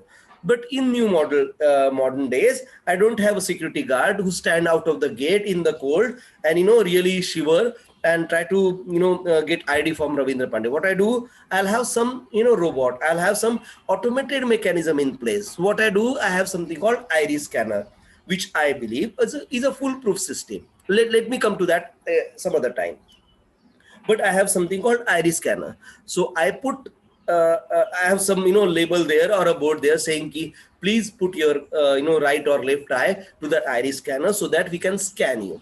So if my iris scan is not included in the database, in the system, the iris scanner or the speaker phone sat beside it, or the a reception desk which sitting in the really warm reception room can guide me to basically show a photo ID so that he or she can register me as a guest and then allow into the door. But if I'm an employee, I'm already registered with the system. So iris scanner scans my eye, compares with the scan in his records, and then he'll open the door for me so that as an employee I can walk in through the gate. Okay, so these are the scenario which normally happening as of today. That's how the attendance is taken today, right? Does that make sense? Does that answer your question, ma'am? Yes, sir. Yeah. Yeah. But I'm not sure how to draw a use case diagram with that We description. will learn that. We'll learn that, ma'am. Let's go step by step. Have you understand the logic Yes. or the idea behind it? Yes. Yeah. Yes. Use case diagram is not as simple as a flow chart. There's a bit of science in it. There's a bit of thought process going into it. Flow chart or activity diagram might take minutes. These might take it might take 1 or 2 minutes, but these might take 10 to 15 minutes. Believe me, it's not as easy as flow chart. But believe me, this is one of the best tool you can use even in your day-to-day life. Anybody else have any confusion? Anybody else want me to explain it again? Why there are two rectangles? There's release 1 and release 2. There's a box in the box and Great there is question, another ma'am. box. Great with observation. text. Yes, great observation. Great question. I normally don't ask, explain these things, but it's great you brought it up. Okay, now let's try to understand. I am building something called attendance enhancement management system for each and every employee, right? Now, within an office, I have something called accounts or finance office, where I need to scan the iris again of some account executive to be permitted in, but not all of them. Ravindra Pandey is not permitted in account section because he is not account executive. So what I do, I'll put another iris scanner there and I'll restrict the entry for a very few now. So I have a solution within a solution. Now these rectangular box, one with another, explains such scenario. And I normally build this way so that there is a bigger superset and there's another subset. So I'm trying to give just one solution, but it has some additional restricted execution or restricted events to be performed within that solution. So I have put it one in another. Does that answer your question, ma'am? Yeah, but then there is a third box, release 3, and there's a different actor and there's a different. There are two, ma'am. There's no third here. But yes, there could be third, right? Even within accounts, there could be a money chest, right? Where only 2 employees are allowed. One is the guy who is pulling the cart in, one the guy who is pulling the cart out. Those kind of scenario. Okay. So there could be solution inside a solution. There could be another smaller solution inside a solution. It happens, but normally we don't go to that sample right away because I know it's a bit difficult for everybody to understand just the single box. Believe me, when we have a workshop, you'll understand how difficult it is to understand a scope of a system and then try to understand an exception within the system or a solution within a solution. Okay, so we'll work it out. Don't worry. I'm there to guide you out, and we'll get it done. Please don't worry. Anybody else have any question? And it's a great observation, ma'am. Believe me. Okay. So I believe nobody have any questions right now. Let's take a step ahead and let's try to understand. Okay, yeah, this is a really great video, and I keep sharing this with many of us. You might have seen this on your in the group itself. So let's try to have a look at this video. This is a really great explanation of a use case diagram, and don't get bogged down by the details, but let's try to understand how the use case diagram is normally being drawn, okay, and how they depict these symbols one after the other. Okay, I can understand, and we'll have a look at this video again tomorrow to revise. But let's try to understand from this lady how the use case diagram are drawn. And this is what all we're going to do. We are not going to draw use case diagram one in the other, and those kind of special cases. But if you want, we can have some similar examples as well. But let's try to understand, try to learn use case diagram, try to learn to draw a simple use case diagram right now. And believe me, we're going to revise this thing again in the next class. Okay, so let's have a look at this video. Could you see that good looking Yes. lady on the screen? Yes. Could you now hear her voice? Yes, I believe you I can can hear her hear. voice. Okay. Hi, my name's Chloe, and I'll be teaching Yeah, we can hear. everything you need to know Pardon me. Anybody have any question for me? We are good. Okay, great. So, if you have any question, please, don't wait. You can start asking. I can stop this, I have this video on my desktop and laptop, and, that's how I'm playing it. And I'll share with you again, no problem. about UML use case diagrams. We'll start with a high-level overview, then we'll talk about systems, actors, use cases, and relationships. And finally, we'll build an entire use case diagram together and go over examples to explain these concepts in depth. Have you ever had an idea that makes perfect sense in your head, but when you try to explain it to someone else, they're completely lost? Maybe your idea is for a new app, and every time you talk about it, people don't really understand how they'd interact with the app or what it would do.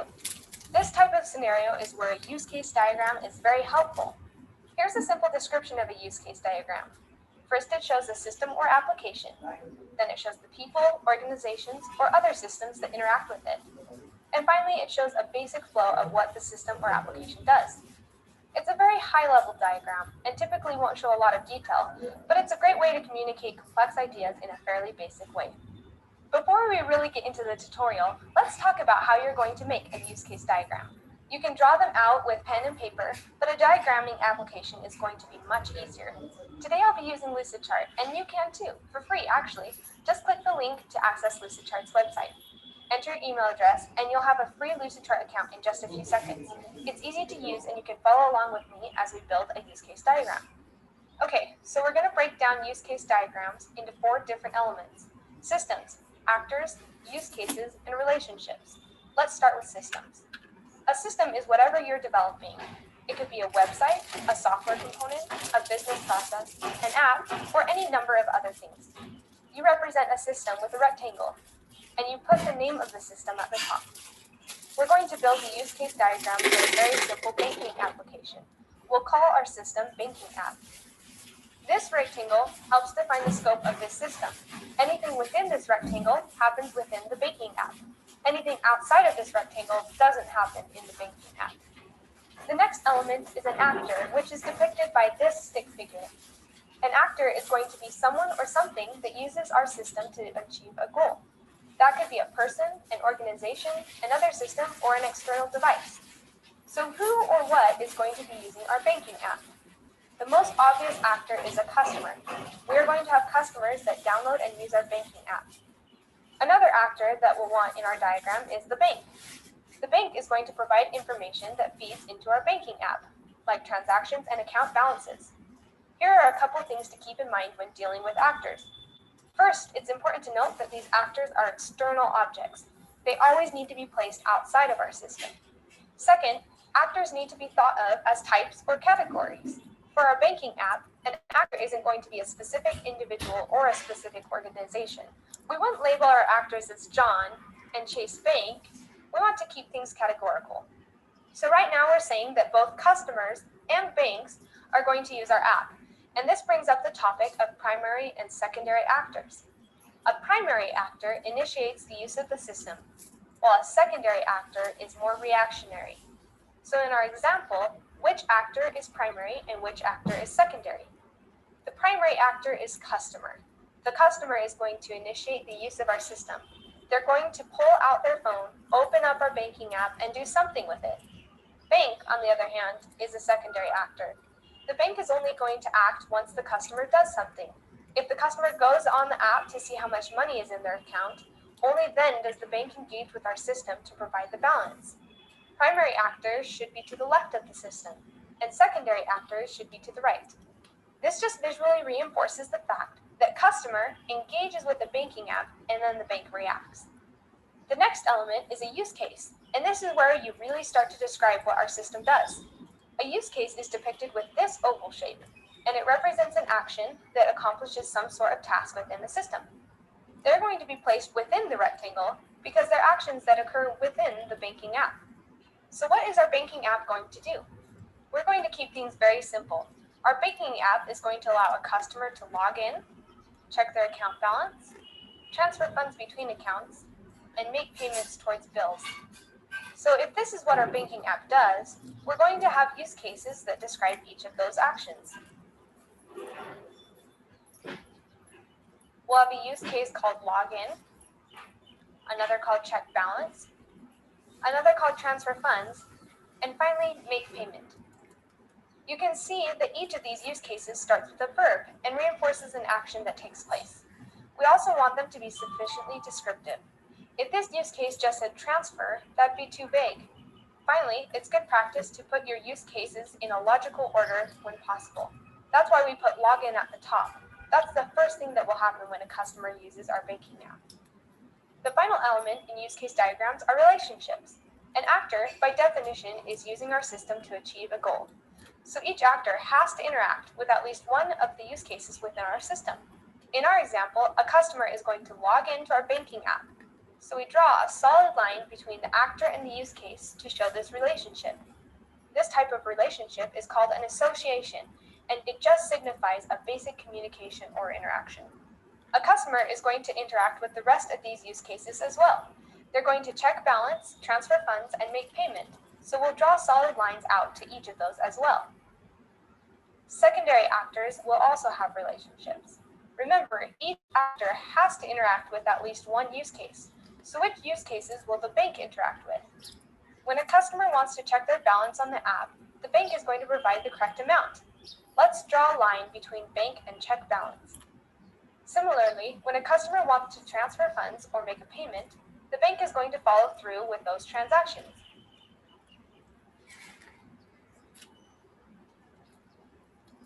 We don't need to draw a line to log in because that process happens within the banking app. There's no need for the bank to actually get involved with the login process. There are three other types of relationships in addition to association. Just to understand clearly, the system is not a bank. The solution is independent from a stakeholder. When I install an attendance enhancement solution, which is independent from the State Farm, it's working for a State Farm, but it's not an employee, it's a solution, right? So it's a system which is working for a company. So this important is really crucial and critical to understand, and that's how the banking application is independent from a bank. The system or the functionality is supported within the system is depicted within the rectangular blocks. If anybody external is helping out to complete it, then only we normally use secondary actor. And primary actor is actor who initiate each and everything. So primary actor is what the hero of the film. He does the thing, then these things happen or starts happening. This is how the sequence always is, right? So let's not confuse ourselves with primary and secondary. Even the solution and the company which owns the solution or company who designs the solutions, right? So these are the separate entity by itself, and these are the symbols which he use in a particular fashions to depict this sequence of event, to depict any alternative path chosen, and so on and so forth. So let's try to understand. There's include, extend, and generalization. Let's build out this diagram with additional use cases in order to explain these types of relationships. When a customer types in their login information, our banking app is going to verify the password before completing the login process. But if the password is incorrect, the banking app is going to display an error message. So let's create two new use cases for verify password and display login error. When a customer wants to transfer funds or make a payment, our banking app is going to make sure there's enough money to complete those transactions. So we'll also create another use case called verify sufficient funds. And finally, when a customer wants to make a payment, our banking app is going to give them the option of paying from either their checking account or their savings account. So we'll create two more use cases called pay from checking and pay from savings. Let's circle back to this verified password use case and talk about relationships again. How does verified password relate to the rest of the diagram? Neither of our actors are directly initiating this action. It's just immediately going to happen within our banking app every time there's an attempt to log in. This is an include relationship. An include relationship shows dependency between a base use case and an included use case. Every time the base use case is executed, the included use case is executed as well. Another way to think of it is that the base use case requires an included use case in order to be complete. When you have an include relationship, you draw a dashed line with an arrow that points towards the included use case. So in our example, login is the base use case, and verified password is the included use case. Every time a customer logs in, our banking app will automatically verify password. This login use case won't be complete unless verified password is complete. So we draw a dashed line with the arrow pointing towards the included use case, and we write include in double chevrons. The next type of relationship is the extend relationship. An extend relationship has a base use case and an extend use case. When the base use case is executed, the extend use case will happen sometimes, but not every time.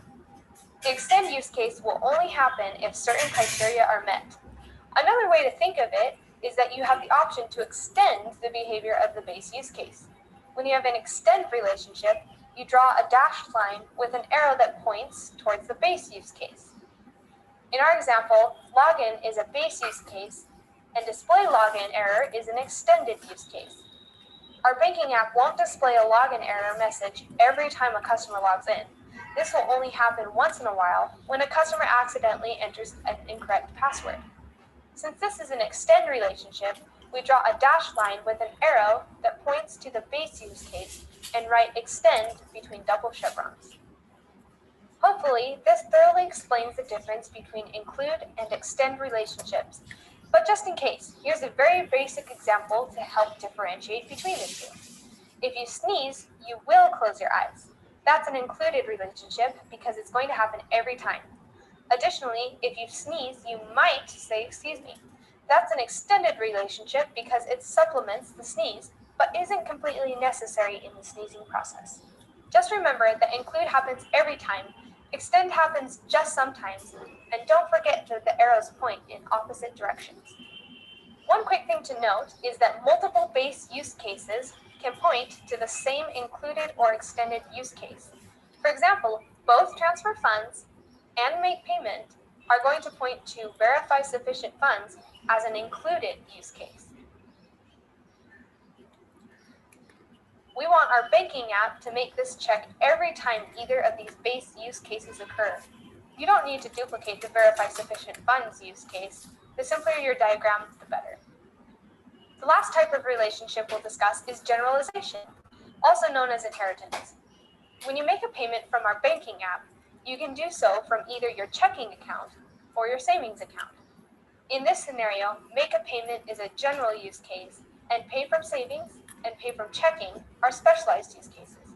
You could also use the terms parent and children. Each child shares the common behaviors of the parent, but each child adds something more on its own. To show that this is a generalization, we draw this type of arrow from the children up to the parent. You can have generalizations on use cases like we have here. You can also have generalizations with actors. In certain scenarios, you might want to distinguish between a new customer and a returning customer. You can make them both children to a general customer actor, which would allow you to have certain behaviors or qualities unique to each of these children. One last shape that we'll quickly talk about is a use case with extension points. You can see an example here. The name of the use case is above the line, and then there are extension points below the line. Extension points are just a detailed version of extend relationships. This use case shows that a customer can set up their profile in our banking app. And then these extension points show us that when a customer is setting up their profile, they'll have the option to navigate to a couple different screens. If a customer is confused, they can go to Profile Help. And if they want details regarding their private information, they can go to Privacy Info. Those extension points branch off to extended use cases. Go to Profile Help and show Privacy Info. We can even add a note to show what sort of conditions would lead to these extension points. Now we have a complete use case diagram with various elements that help explain what our banking app does. This is a very basic example, but remember that even complex systems should be restricted to a simplistic visualization of functionality, behavior, and relationships. If you'd like to take a closer look at this example, click on the card in the upper right-hand corner. You'll find this exact banking. So have we understood? Have we, I know it's first time, it's a complex diagramming tool, and we need to really, understand it in depth, and we'll have a look at it in another time in the next class as well. And, but we need to first understand what are the sequence, how the sequence happens, and what are the, alternative paths to the sequence, and we can understand use case in a depth, right? Again, as I said, to use a tool is another scenario. To understand the philosophy is a need. So once you understand the philosophy, understand the need for a tool, then you can do it exceedingly well.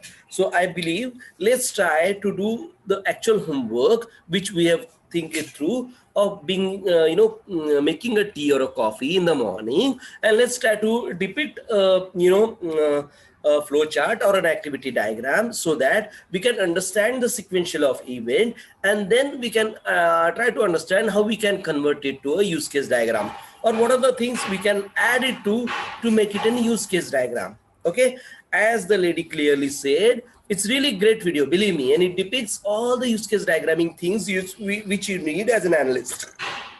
So please, I think try to watch this video a couple of times so that you can understand what at all there is for a basic analysis, right? You require as far as the use case diagramming goes. And as of now, all the matured IT organization which depict solution, they include use case diagrams in their SRS so that each and every prominent functionality can be depicted diagrammatically, and then from this diagram itself we can create test cases, functionalities, the verification validation processes as well. We'll learn how that is done afterwards, but let's try to understand right now how we can draw this use case diagram in in detail, whatever is required as far as for each and every requirement, for each and every vision, each and every sequence of events pertaining to an actor, to a user of the system. Does that make sense? Anybody have any question for me?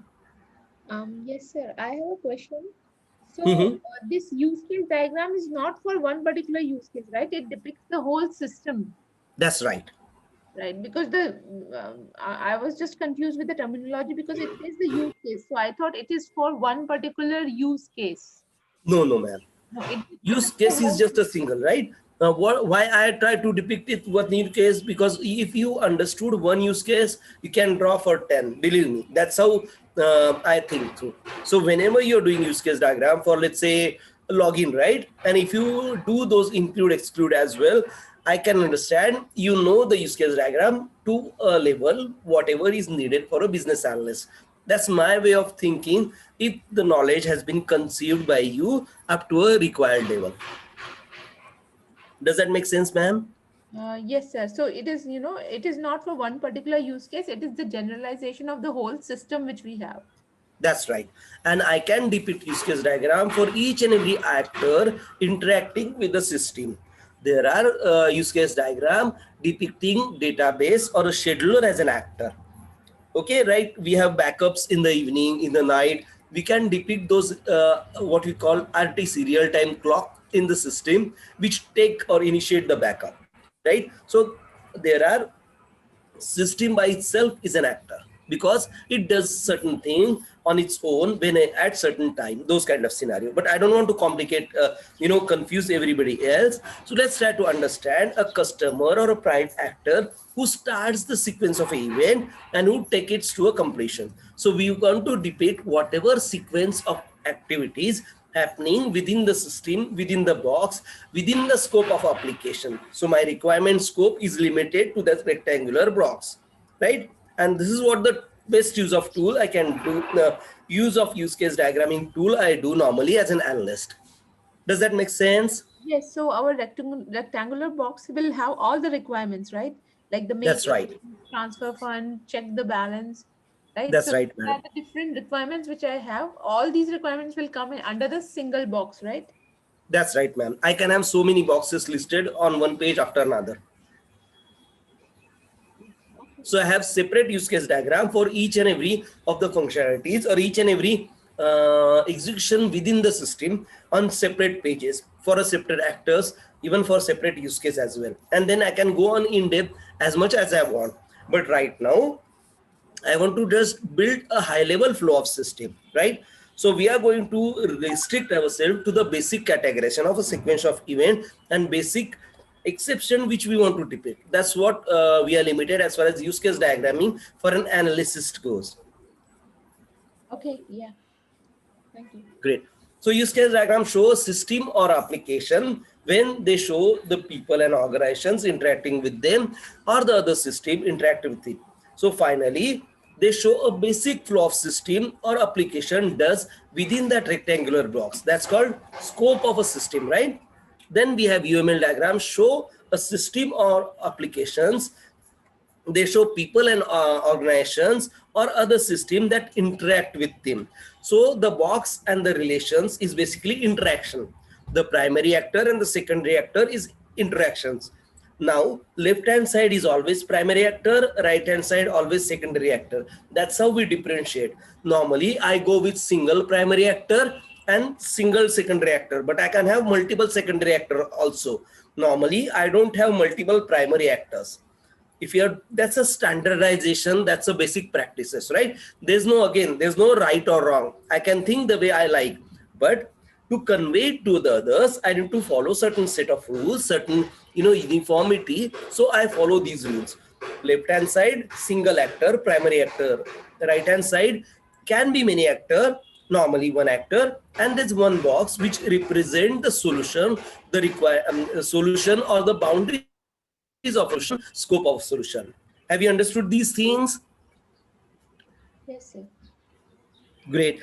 Now I believe that's enough of a dose for today, because you need to work on these flow charts or activity diagram, whatever you're comfortable in.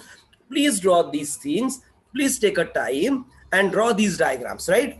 I'll play this video again as far as use case diagram goes, so you can understand or learn, or I'll just share with you. I believe that's a better. You can have a look at itself. You can also have a look at the recordings where you can actually have a way the others have done the workshop last time. We have used the same example of making a tea for activity diagram and as well as use case, but it's really fits to the activity diagram scenario well. For use case we have another workshop which we'll do. So please don't worry, we'll go in depth in terms of understanding this diagramming, because it's a need for each and every analyst, and we will do it because there are certain interview questions which are asked on these diagramming tools as well. Like an interviewer might ask how you depict the scope of a system in a use case diagram. How do you depict it? Can anybody answer? Can you repeat that question again? How do you depict the scope of a system in a use case diagram? We depict the scope of the system through the system. We have the rectangular box, right? Perfect. Yeah. Perfect. That's what all it needs to answer the question. If you answer these questions, you know the use case diagramming. That's all, how the interviewer thinks. And this is like kind of, if you answer this question correctly, will not really, torture you more. In US, if the interviewer feels the subject, he or she end the interview there, and then that will get you selected. As simple as that. That's how it happens in US. Okay, any questions for me? Sir, can you send those recorded session link, because Yes, I'll do that thing, ma'am. No problem. The one you're talking about. Yeah, I already shared the Excel sheet with you. No, yeah, but that is confusing. That it has so many sessions. You don't. I know. So let me. Let me restrict overall. Just watch this lady's video, which I'll going to post in a group by itself, and let's try to build a use case diagram. First, sit together, try to build an activity diagram or a flow chart of making a tea, and then try to convert it in a use case diagram. Try to choose different alternative path of like making a tea with ginger, making a tea with cardamom, making a masala tea, making a tea without milk or something like that, so that you'll understand this thing in depth. These are the basic requirement gathering tools which we use, or these are the basic representation of gathered requirement to present dramatically, to present artistically within our documents. So we need to learn these things. We need to understand this thing at a depth. Okay. Okay. I believe Leena ma'am had a question about use case diagram previously. I can recall that. Leena ma'am, you had a question, right? No, I wanted to know where can we get the use case if we have to practice and make a couple of, like a practice use case diagram. But yes, ma'am. Does that solve your, do you got your answer? No, because that one is not free, but then I figured out from the PowerPoint and the Word document, and then you can write with pen and paper. Yeah. If you want to use, you can use the tools called Lucid Charts. Otherwise, you can just use pen and paper. That's fine by me. My basic intention, my basic intention is basically for you to understand why and how. That's all. There are dime a dozen tools available. The costliest tool or the best mature tool is with IBM, who purchased the UML company, and now the tool is called Rational Rows. So they have all these diagramming tools, symbols included in that, which is very costly. Basically, I was trying to look for any open source tools. Lucid Charts is an open source tool. No, it's not actually. They only allow three diagrams. So I mean, I'm not going to use let me try to search and list some open source UML tool, and I'll put it on a group so you can play around with it. Okay, thank you. But I would really request you to sit with a pen and paper and draw use case diagram if you want to practice that way. Sure. We did with pen and paper in the last batch also, so you can do it. It's really simple. It's not that difficult, right? No problem. So, let's meet again day after tomorrow. Okay. There'll be Devji with us. He will explain how the overall, profiling, how resume building is going to help you also. So I would request all from batch 1 to be present, and I'll put it so in the group as well. Anybody have any questions for me at this moment? I'm good. Sir, that on 30th, we have the regular session at 9, right? Or it is going to be with the Dev sir for the resume building and all? No, Devji were not there. Devji were here for, I couldn't recall. He was guiding us on, no, he was there by, I think, just to understand or observe the training. That's what I believe. Right. So we'll have a regular session day after tomorrow at 9. Yes, right, ma'am. Okay. Thanks a lot for all of you. Have a good night. Thank you, Ravi. Take this early leave and try to practice on activity diagram or use case diagram, whatever you comfortable in, and let's try to discuss those things and try to find our shortcomings and make it perfect, because these are the basic tools which we're going to learn to represent a vision from somebody and put it in a document as well. Okay. No, thanks a lot. Have a good night. Bye. Take care. Thank you, sir. Good night. Bye.